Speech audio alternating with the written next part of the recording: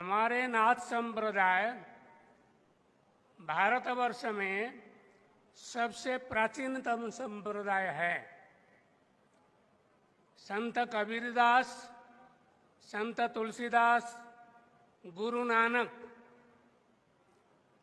नानक का पहले आविर्भाव होने से पहले नाथ संप्रदाय था। शंकराचार्य, रामानुज, माधवाचार्य, बल्लभाचार्य, निम्बार्काचार्य से पहले नाथ संप्रदाय था। नाथ संप्रदाय के संस्थापक गोरखनाथ जी नहीं है।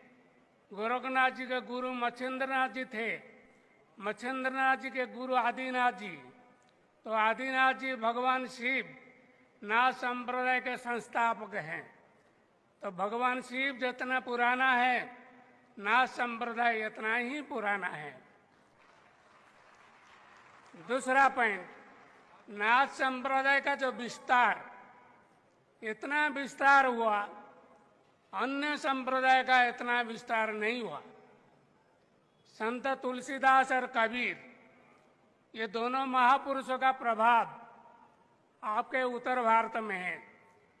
संत तुलसीदास, कबीर का कोई मठ मंदिर उड़ीसा, बंगाल, आसाम में नहीं है। कोई साधु संत नहीं है। उनका कोई शिष्य भगत नहीं है। दक्षिण भारत में नहीं है। ये दोनों महापुरुषों का प्रभाव, प्रचार, प्रसार उत्तर भारत में है।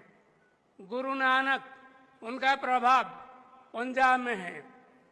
किंतु गोरखनाथ और नाथ संप्रदाय, इसका प्रभाव समग्र भारतवर्ष में, आप कोई भी प्रांत में जाइए, नाथ संप्रदाय का मठ मिलेगा, साधु संत मिलेंगे, धुना मिलेगा। और आप लोग जैसे गृहस्थनाथ हैं, ऐसे गृहस्थनाथ हर प्रांत में है। तो ये नाथ संप्रदाय का जो विस्तार है, केवल भारतवर्ष में नहीं है, बहिर्भारत में, पाकिस्तान में, रावलपिंडी, पेशावर, झेलम, सिंध प्रदेश, अफगानिस्तान, बलूचिस्तान, ये सब स्थान में नाथ संप्रदाय का बहुत बड़ा बड़ा मठ था। देश जब विभाजन हुआ 1947 में, साधु लोग पाकिस्तान छोड़ करके भारत में आ गए, वो मठ सब ध्वस्त हो गया। कुछ जगह में भी है अभी।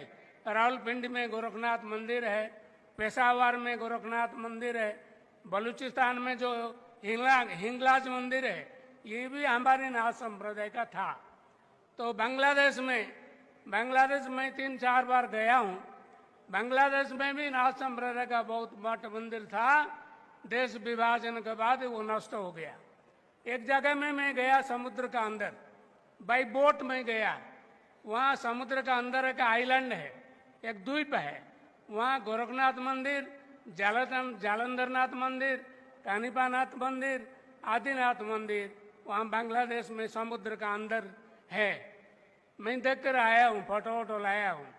तो नाथ संप्रदाय का विस्तार केवल भारतवर्ष में नहीं, पाकिस्तान, बांग्लादेश, अफगानिस्तान काबुल में संत सिद्ध रतननाथ जी का समाधि मंदिर काबुल में है।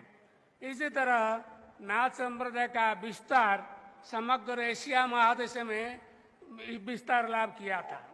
ये हो गया विस्तार। इसके बाद नाथ संप्रदाय एक राजधर्म था। राजधर्म मैं इसको बोलता हूँ क्योंकि बहुत राजा महाराजा भारतवर्ष में थे जो नाथ संप्रदाय में दीक्षित थे। जैसे भर्तृहरि उज्जैन के महाराजा थे, वो बाद में जोगी हो गए, गोरखनाथ का शिष्य हो गए।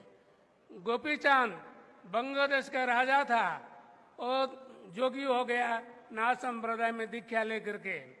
और चौरंगनाथ, ये सियालकोट पाकिस्तान में सियालकोट के राजपुत्र थे। ये नाथ धर्म में दीक्षा लेकर के जोगी हो गए। उड़ीसा में एक राजा थे, उनका नाम विभूतेंद्र मल्ल, वो जोगी हो गया। उनका नाम हुआ मल्लिकानाथ का गादी उड़ीसा में है।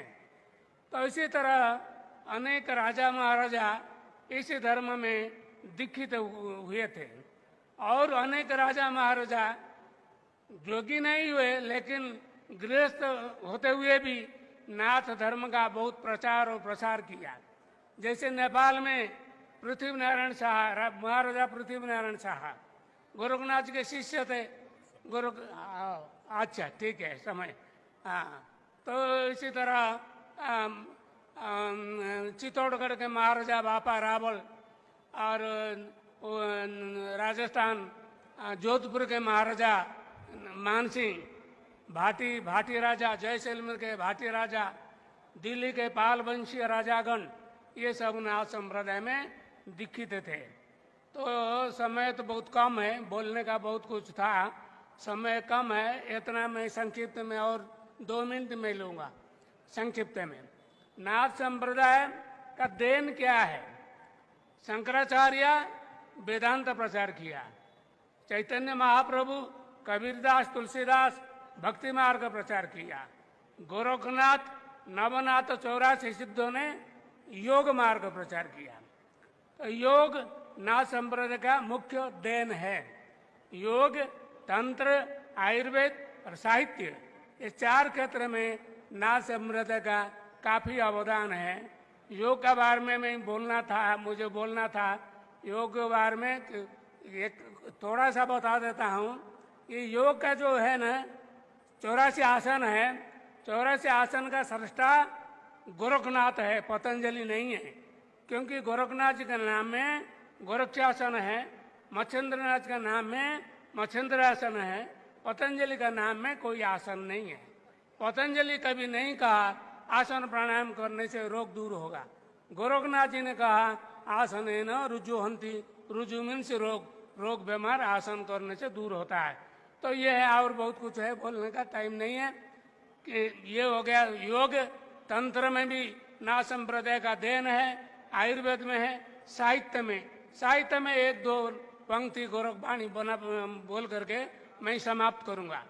गोरखनाथ जी ने कहा हसीवा खेलीवा गाईवा गीत, दृढ़ करी रखी अपना चित।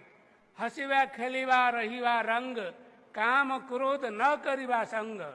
हसीवा खेलीवा धरीवा ध्यान, अहर्निशि कथिवा ब्रह्म ज्ञान। हंसे खेले न करे वन मंग, तेन अचल नाथ के संग। जो हंसता है, खेलता है, लेकिन मन को शांत रखता है, जिसका मन चंचल नहीं है, स्थिर है, वही गोरखनाथ का साथ रह सकता है।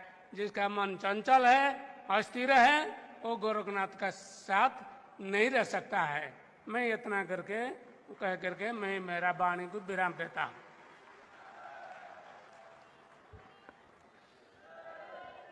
बहुत बहुत आभार माननीय पूज्य योगी महंत शिवनाथ जी का। कटक से, ओडिशा से आए इस कार्यक्रम में मंच पर आकर आपने हम सबका सम्मान बढ़ाया है। पूरे प्रदेश भर से सुबह से निकले हुए हमारे बहुत सारे साथी, भाई बहन, महिलाएं, सभी यहाँ इस कार्यक्रम में शामिल होने के लिए लगातार अभी भी बहुत जोश और ऊर्जा के साथ लगातार यहाँ पहुँच रहे हैं।